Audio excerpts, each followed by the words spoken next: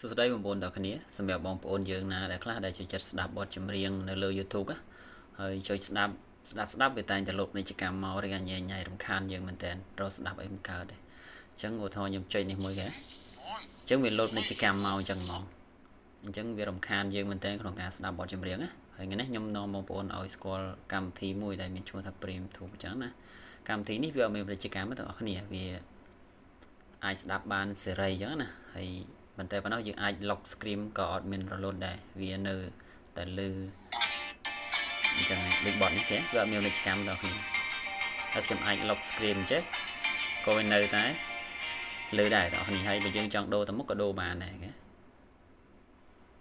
អញ្ចឹងគឺល្អមែនទែនសម្រាប់កម្មវិធីនេះ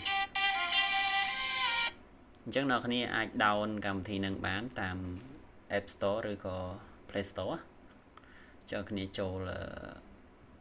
App Store ជាមកអ្នកគ្នាវាយតាមខ្ញុំមកពាក្យថា Prem ចឹងមកហើយ YouTube ចឹងណាយូរណាស់ប៉ុណ្ណឹងមកអ្នកគ្នាវាយប៉ុណ្ណឹងមក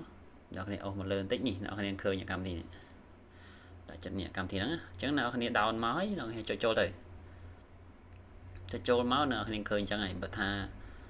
អ្នកគ្នាអត់តន់ log Gmail ទេអ្នកគ្នា log ទៅឬក៏មិន log ក៏បានយើងចុចចូលទៅស្ដាប់ទៅមកក៏បានអ្នកគ្នាអត់អីទេអញ្ចឹងអូខេ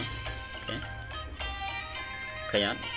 វាអត់មានពាណិជ្ជកម្មញ៉ៃដល់គ្នាហើយអញ្ចឹងគិតថាល្អដែរសម្រាប់គ្នាយើងចិត្តស្ដាប់ YouTube អញ្ចឹងអរគុណច្រើនវីដេអូនេះមានតែប៉ុណ្្នឹងទេអរគ្នាបាយបាយ